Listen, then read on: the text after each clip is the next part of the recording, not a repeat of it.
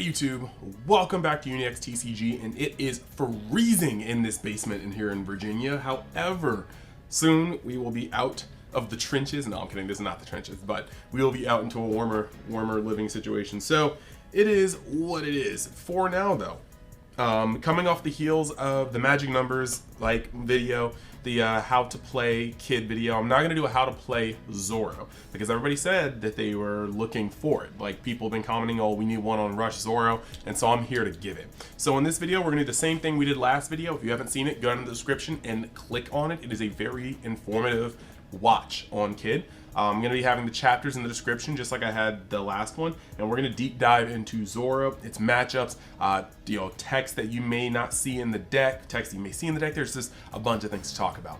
Last but not least, I just want to say, if you want to support the Universe X community, you can always go down, like the video, comment on it, let me know what you think so we can get the discussion going, help it trend. You could subscribe to the channel. We are growing and growing and growing. And then there's also the Discord, which you can join into. Use the welcome splash page, emojis to figure out which parts of the Discord you want to be privy to, and just join the conversation from there. So, that being said, let's switch over to the little view and the split view, and we'll go from there. I really think I can do this faster this time, so we're just gonna hop into it. And yeah, lady, this week we will go through the raffle for the giveaway because all those things are done. Submissions are done. So let's get into it. Hey, so basically, funny behind the scenes type thing, I recorded this and I was really sleepy, and I looked back at it and I was like, nah, this is not up to snuff. So I took a nap, and now we're re-recording this part of it because I want to make sure that I give you guys the best possible version of this that I can. So here we go. So you can see this is Zoro. We've already talked about this leader before, so we're not going to go into it terribly long. But as you guys already know, you put a Dawn underneath him, and during your turn, he just is able to boost everything but himself up by 1k. So this allows you to change the battle math, and for an just up close and personal aggro deck, that is very important. So we're going to put him over to the side. We're going to go over the list real quick while we talk about generally what the deck is supposed to do. Now, I have shown this exact list before, so we won't really dive into it. Most of it is still good. We'll lay it out, talk about the general frame of the deck, and then we'll go over the purpose of it in general. So this is a red deck, of course. You guys know it's the most aggressive color. Now, I think one of the things that I see people kind of really doing the worst when it comes to this deck is not utilizing the best facets of the deck. And you may ask, what is that best facet? And that is Rush, okay? Rush is very important in a game with Summoning Sickness, Haste, Rush, Blitz, whatever you want to call it. Because in a game with Summoning Sickness, the one thing that you are allowed to do to prepare for your next turn is look at your opponent's board and count exactly how many attacks that they can come at you with and plan your turn accordingly. What Rush is able to do is to throw off that math. They can know you have Rush in hand, but they can't know exactly what you have in hand without seeing it with some sort of card effect or seeing your searches. So in this case, you can set up so many turns where your opponent can see 3 attacks, plan for 3 attacks, and unless they do something to your board on their turn to lessen those amount of attacks, you can go into your turn with 3 attacks and then whip out a 4th or a 5th one. And they can think about it, they can definitely try to prepare for it, but they can't count it. And that is what's cool. A lot of people are throwing out their Rush cards left and right, and then they just get bodied, the Rush cards get bodied, and then you're like, wow, what could I have done better? And the answer is be more unpredictable. In this game, counting is everything. If you guys haven't seen my magic numbers video, go check it out. But counting exactly the value that your opponent could have in hand allows you to make very valid decisions. Just like counting the amount of swings can let you know that you can potentially break a game state, you can potentially get game on the next turn, or potentially that nothing you do on this turn can lead you to winning on your next turn. If you look at your game state, right, against Kid, and you have 1 life, no blockers, and you have the at most in your hand, you have 4, 5, 6k counter, that's a wrap. Because Kid will put 7 down underneath the leader, swing for 12, there's no way you can out combo that, and there's not a single card you can get from your life that's going to change your ability to hit it a second time. So counting is everything.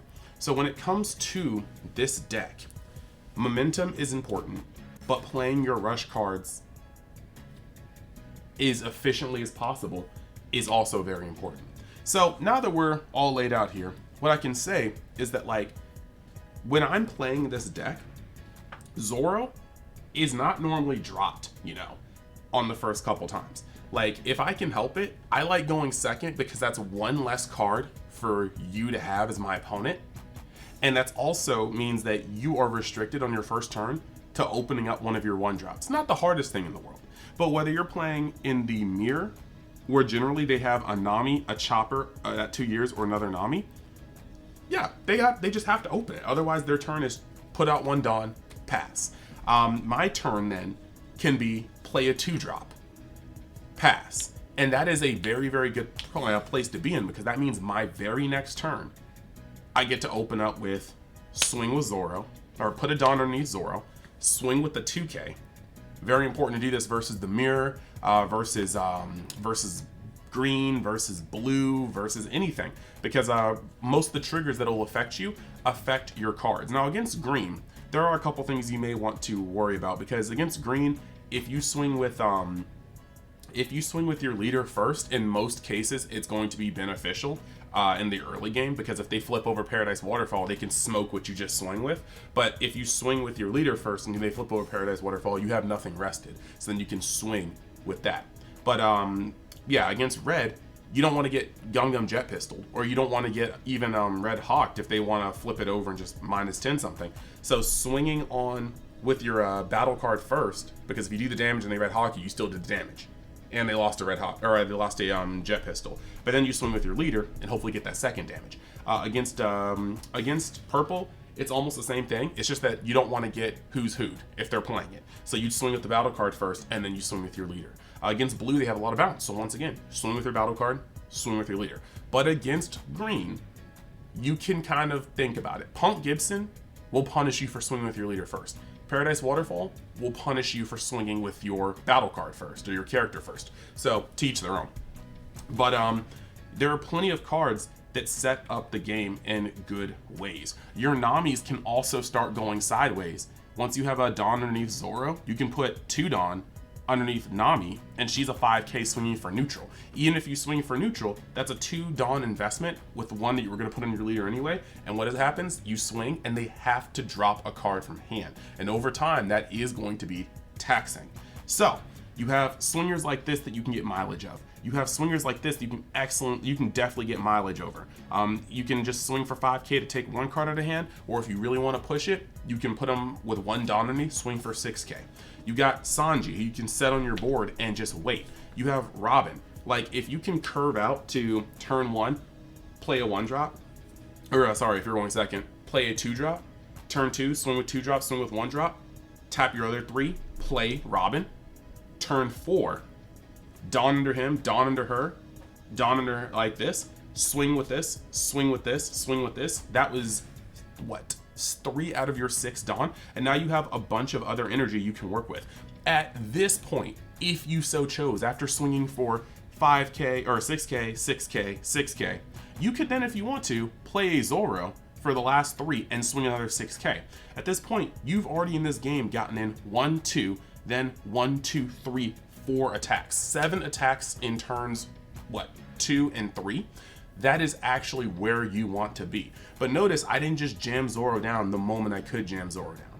You do want to make sure that you make these extensions of your offense, not your main offense, because once they kill all of your rushes, your deck becomes incredibly subpar.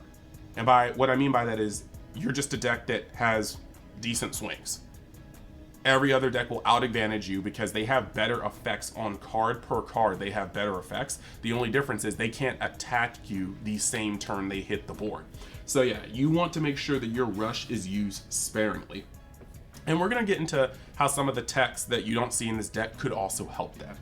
So yeah, let's talk about matchups now, yeah. And we'll try to be as quick as possible with that one as well. When you're facing the mirror, it is all about tempo. You have to ride the fine line between damaging your opponent, but taking care of their board too. What this means is there's going to be a very, very, very precise dance on how to defend versus attack.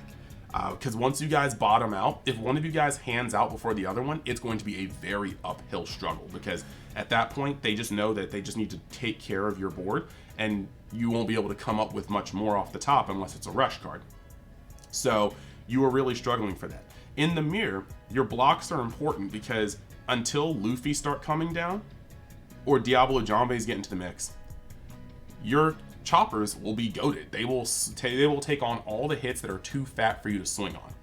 Then coming over to the Nico Robins, they are very important too, because you can see Nico Robin will destroy a Sanji laying in wait. If they have an Usopp on field, which they shouldn't, it'll take care of that. It'll take care of opposing choppers, opposing Namis, opposing other Namis, and then you also are going to be able to get that swing in on top of it. Swinging it for 6k and destroying any one of these cards, chef's kiss. Uda is also going to put on pressure.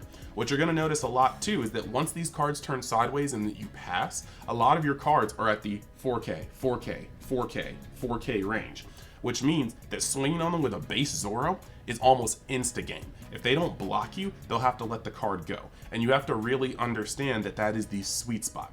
If you're swinging on this Robin with a 2-drop, don't leave it at 5, because they will snap drop a 2k to save a Robin. Put a Dawn underneath it, swing it for 6. If they want to save Robin, that's 2 to 3 cards minimum unless they have an event. And when you start going back and forth on hand advantage like that, and they trade, they specifically go to make that trade, you're going to make it a lot worse. Now, there are some nuances, because there is a card that I consider the mirror, but the decks operate a little differently, and that is Luffy. Luffy does not have the ability to statically make all your board 1k stronger, so they're going to be different numbers for that. You won't be running the 2-drops because it's just not efficient, but at the same time though, you'll be running the 1-drop Namis, which will be able to combine with this to make cards like Luffy and Rush Sanji even better, to make cards like Nico Robin strong without you having to invest a random Dawn to it. So there's merits. But just know that I personally feel like Zoro is better in the early and mid game. I feel like Luffy, once you start building up the 1-drop Namis, he gets more reach in the mid game and the late game for a red deck. So higher ceiling, better aggro, in my opinion. But we'll come back to that a little later. So this is pretty much how the red mirror operates. Now when you go over to purple, purple is a very, very interesting matchup, because I feel like it can go either way. When it comes to purple, you need to press them as fast as possible, because once purple stabilizes, it is in a league of its own. You won't be able to swing on its characters. You won't be able to counter its characters. You will be able to block the characters if you have blockers alive, which is very unlikely when it comes to Kaido, because that's just what the deck does, hard removal. So you will basically be taking every swing they throw at you if you allow them to get the bodies out. So you need to start mercilessly slaying them. Every time they play a big card, capitalize the following turn, because not only are you not removing that big card outside of having a combination like Otama and Jet Pistol, but and that's only for like kings. That's only for kings or the promo Kaido. Once they are bigger than that, the 9Ks and the 10Ks and the 12Ks, you're done. Like, you are literally done. So you definitely need to make sure that you make the most out of your first couple of turns, because once they're out of reach, they're out of reach. Save the jet pistols for their queen so you can keep punching through. Make sure you go underneath their blockers with Monkey D. Luffy.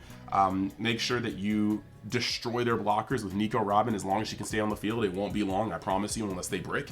But if you get them down to like 1 life, they're going to be too afraid to play 10-drop Kaido or even some of their big drops, because unless they have a field full of blockers, you will be able to punch straight through them and then, game them. So it's a matter of tempo. You need to be the better aggro deck before they can become the obvious better control deck. So there's that one, kind of simple. Blue is almost the exact same way. Once blue gets Dofis and or Mihawks on board and or Crocodiles, they will be able to put you in a position where you cannot block. You cannot counter their stuff. You block them, and once again, this deck has pseudo removal. It'll bounce things to hand, bottom of the deck. So you either block them if you have a blocker, or you just take that 7k, you take that 9k, and that's a problem. So once again, you need to beat the bricks out of them before they can stabilize. This is one of those things where you just have to be aggro as possible. Get the chips in when you can, destroy the blockers when you can. If their board is starting to get too wide, yeah, devote a couple swings straight up to their board so that you're not looking in a position where, oh, you're at 1 life, but you have 6 swings and only have 4 cards in hand. Shoot, don't do that. Don't do that. You have to have that tempo of messing up their board, but also destroying their stuff. In that case, this card kind of gets it in because you're going to be able to just pick off some of their board with it. And depending on what you're swinging at, that's just great. Like, this destroys a fair amount of cards in the deck. Jet Pistol also does too. You want to have the Jet Pistol to come in and just sweep the Boa Hancocks because those are really annoying to swing around. They will basically get a lot of mileage in, and they will block, draw, and defend, and you just don't want that. You want to save these for very, very much so like unblockable swings. Diablo Janbei really does mess with that matchup. Like, if blue becomes more prevalent, I would auto include Diablo Janbei.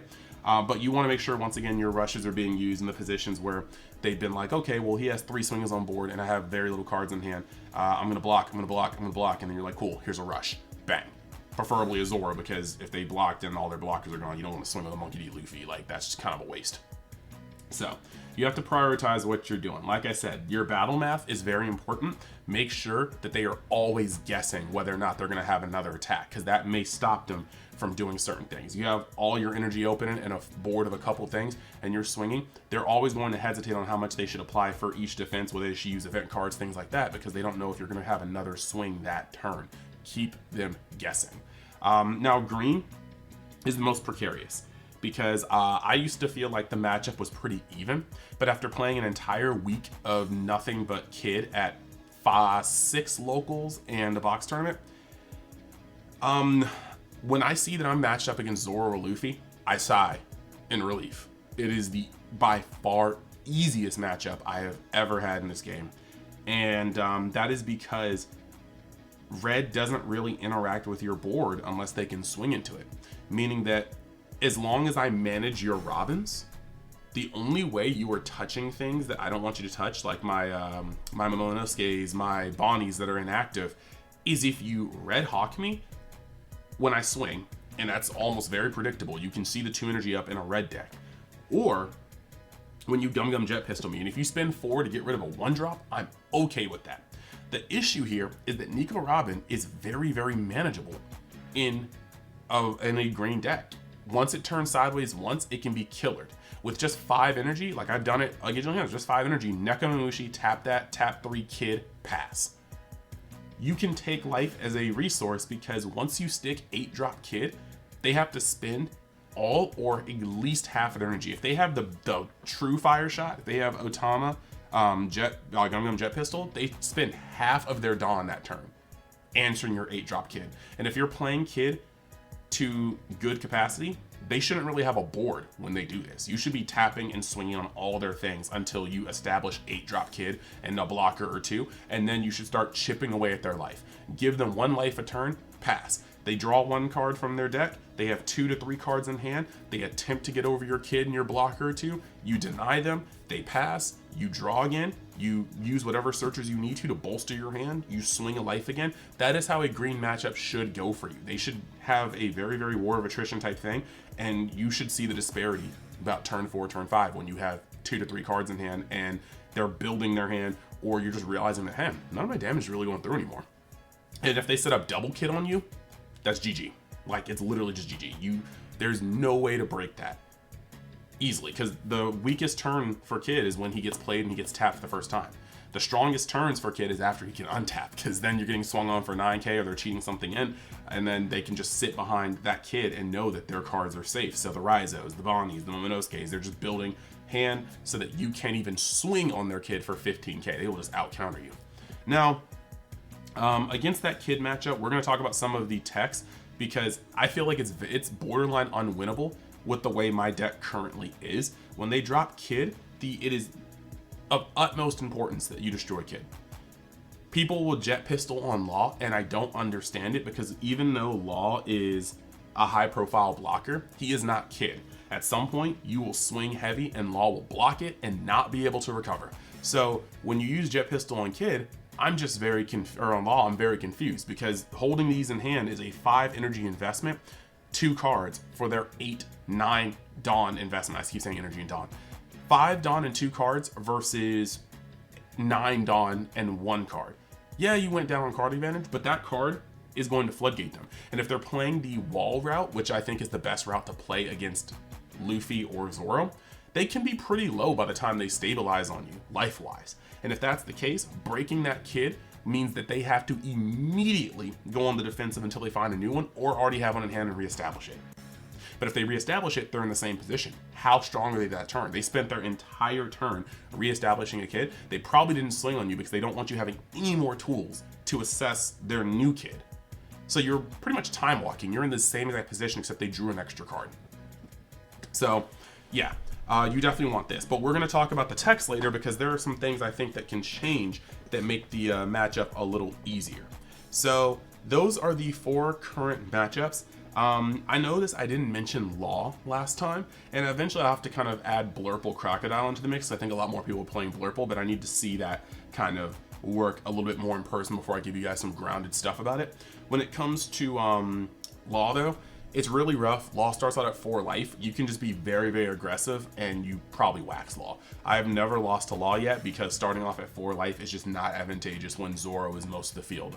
I either see one in the first round or I just don't see it for the rest of the tournament, unfortunately. So there's that. Now we're going to talk about techs, because there are a couple of them that I feel pretty, you know, I just think need to be talked about. The first one, we have got Dawn Ramp like rested Dawn Nami. She is very, very, very nice, because when you play her, she is going to be able to put a Dawn and refund it immediately under Zoro, making her essentially free for the most part. And then every turn she lives, she is going to make more mileage out of your Dawn. You're playing with +1 Dawn in terms of attack, and that is resource management. That is extra resources, and we love those. Beautiful. However, I do think that there are weird points to playing her outside of Luffy, because when you're playing Luffy, these work as a duo engine. You will play Luffy for 5 and then use Luffy and Nami's effect to put Dawn under him. You still have exactly 5 left. Like when playing against Kid, I know that if they start off with 10 Dawn and no Luffy on board, and I have blockers, if they play Luffy for 5 and then they put 5 under, or put 1 under Zoro, and then 4 more under Luffy, the maximum they can swing is 11k, which means 2 2ks or a Paradise Waterfall on 2k. My Kid breaks it. They wasted their entire turn. However, in a Luffy deck, you know that they could do that same play, plan for 5, put 5 under him, and then put another tapped under him, and he's swinging for 12, which means I need 2 2ks and a 1k to break that, or a Paradise Waterfall, a 2k, and a 1k. When Namis are in the mix, it is worse, because he can go up to 13 or 14. And at that point, my hand has to be exceptionally built to withstand that. At that point, if I don't have 3Ks, if I can't put them up to 14k, and some, like in that situation, that would have been a tie if you have 2 Namis out. It is bad. So that is one thing that is to be said. Like I said, I think Luffy has more late game, mid game, late game ceiling height, but Zoro's a better aggro deck, because Luffy can break out of some of these walls a little bit better than Zoro, but I think Zoro's speed and sheer ferocity and simplicity gets a lot of decks before they can get off the ground. The other thing to note is that if you add in Namis, not only do you have to make space, but Nami can't search Nami. So you're going down on targets that Nami can hit, and you have more potential to open up Nami. Like you have right now 1, 2, 3, 4, 5, 6, 7, 8, 9, 10, 11, 12, 13, 14, 15, 16 cards that Nami can't pick up. And then you're going to be adding more of these in. And in a Zoro deck, you probably need the 2-drops. So you have to figure out where that comes from, and you're adding more cards that Nami can't pick up off top 5. In a Luffy deck, completely different matter, because these cards are gone. So, hey. Next card I wanted to talk about is Rush Sanji. This card is really good. I actually am thinking about trying to put more of him in. The only issue is, once again, he's a card that I think synergizes very much so better with Luffy than he does with Zoro. Because once again, once you have these two, your leader and one of these on the board, you get played for 2. He gets pumped up for free with the energy or the Dawn that you use to play him, and he becomes a very, very, very, very strong card. He's already at 6k, and he goes in. Now, if you're playing Zoro and you happen to have 2 of these up, that's a little rough because your board is filled with 2 weenies already. But you will be able to play him for 2, 1, and then, you know, he's up. So same thing, but you had to see the Namis. They had to survive. And in a format where you have things like Nico Robin, Okiku, it's hard to say these guys are going to stay on the board all game. I know I get rid of them as soon as possible playing Kid and playing the Mirror. So he is good. The thing is though, he doesn't have counter, which means that there are times where he can get stuck in your hand and you draw him and, you know, you don't have that many cards in hand and then you draw him and you're like, wow, I guess I just lose. It's not like you're like, I mean, it is what it is. Like, there can be a lot of combinations where you just don't have counter power in hand. Like, between Zoro, between Luffy, between Uta, between Sanji. There are just times where it happens, and it's unfortunate. But, that is kind of how it is. You basically are able to bring him in. Like, my friend calls him Torpedo Sanji. You just bring him in, he does the damage, and you know he's going to die next turn. Because they can't afford to keep him on the field. And he's a 4k, which means he's incredibly advantageous to swing into. If he gets swung into for 5k, don't waste anything, because they'll just swing into him again. Unless that's the only attack of the turn, you should probably just let him go. But I think he's a better card in Luffy than Zoro, but I might just test it around because there need to be some changes to be made in order for me to mess with green. Now, the next card is a card that I'm seeing teched more and more, and we got some upsides and downsides to it. So 1, this is Shanks. He is a 9 cost 10k card, and the cool thing about this is that when it comes to fighting green, right? Because this is the main thing it comes into when it comes to the game. When you're fighting green, getting around Kid involves either precise card combinations or a threat that can go neutral or higher with Kid that's already on the board. Let me reiterate, if this card is in your hand and they already have their Kid on the board, you're gonna have a tricky space finding this card. Because you can play it, yes, but you can't swing with it that turn. That is a mistake. You swing with 10k after playing it for 9, they will bounce you so hard. You may not get blocked if they don't have, if they don't have a law on the board, you won't get blocked. But it's not that hard to go 2 10ks, or 2 2ks, or 2k and a 1k and break the swing. So you need to play him, wait a turn, because when you swing on your opponent's Kid, you want to pile this guy up to 16k and look them dead in the face and go, can you hit that? Answer is, honestly, a lot of the times, no. And even then, you could put him up to 16k, put an energy, put a Dawn underneath Zoro, and then swing for 17k, and that Kid is gone. If they can't block it with a law, that Kid is gone. And chances are, if you got 1 Dawn under him, 5 Dawn under him, you can play the last 4 for your Gum Gum Jet Pistol.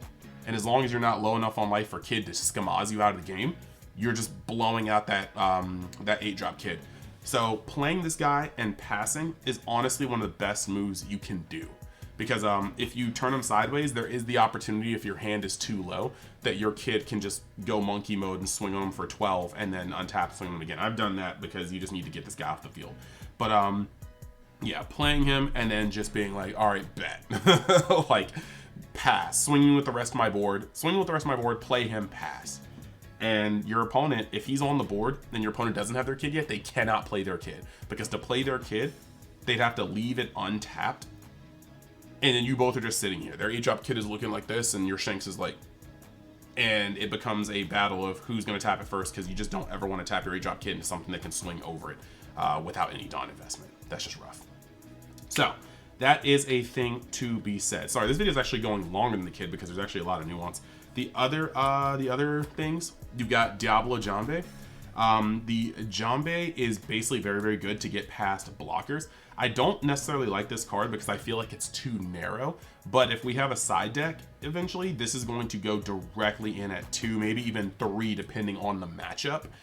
Blue gets dogged by this card, like hard dogged. On top of that, green can get dogged by this card fairly well as well. Purple, sort of, but I feel like outside of Queen being the only real jet pistolable target, you don't really care as much, you know? Like you jet pistol the queens and then you just keep swinging. You have a lot of cards like this that can get under blockers. You have this card that will destroy blockers if it gets a chance to swing. I just don't really see Diablo Jambe working as well. And in the mirror, it's almost completely useless. So for the most part, against green and blue, which are good decks, so this is all things to be considered, this card can put in work. I just don't run a lot because I was playing a lot of mirrors in my area and it just never felt like I needed it. Next, you've got Round Table. Round Table, give one of your opponent's characters minus 10k power during the turn. This is very neat. They normally use it on your 8-drop kid and then aggress on it. Although I will say, for the most part, this only really works if this only works in 2 real situations. One, if you have no blockers, and if you have no blockers and you're playing 8-drop kid, you're kind of just playing badly anyway. Or if you play Round Table and followed up immediately with a Luffy. And then to do that though, this is 4, this is 5. So to do this combo, you as a Zoro player, you need a Nami on the board. As a Luffy player, you can just do this base raw off your leader.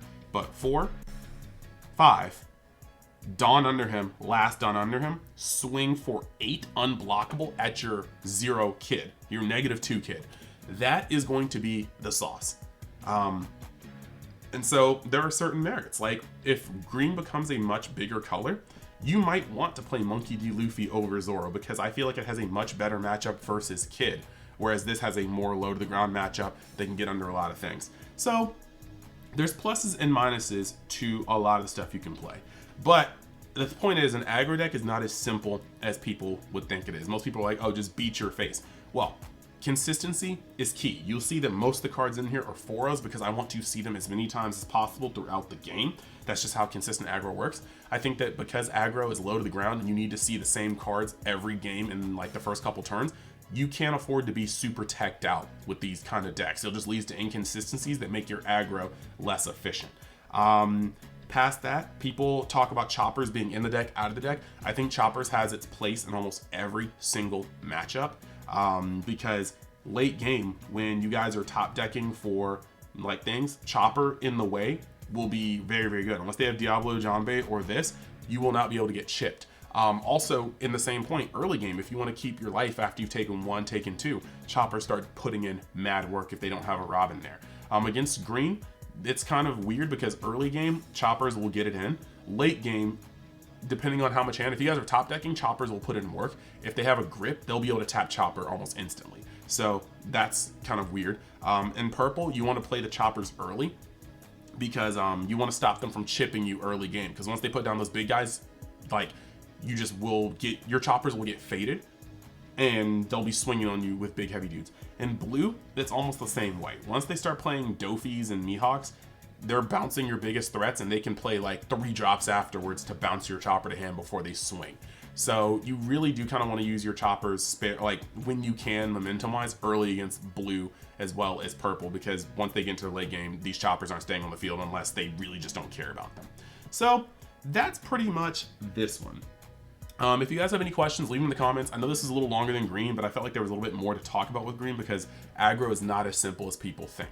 But if you guys like the video, just go down there, let me know, like the video, you know, subscribe to the channel if you haven't already and you like the content, and you can join the Discord. Like I'm talking to people right now, like I talked to them before I recorded this. I'm like, hey, the video on Zoro is going up, and he's like, okay, cool, I'll wait for it. And I was like, sweet. So yeah, thank you. I hope this helped you in some way. We'll be playing Kaido all week, and then I'll be coming out with a very similar video for Kaido, and I will see you guys the next time you decide to join Number 6. Thanks, later.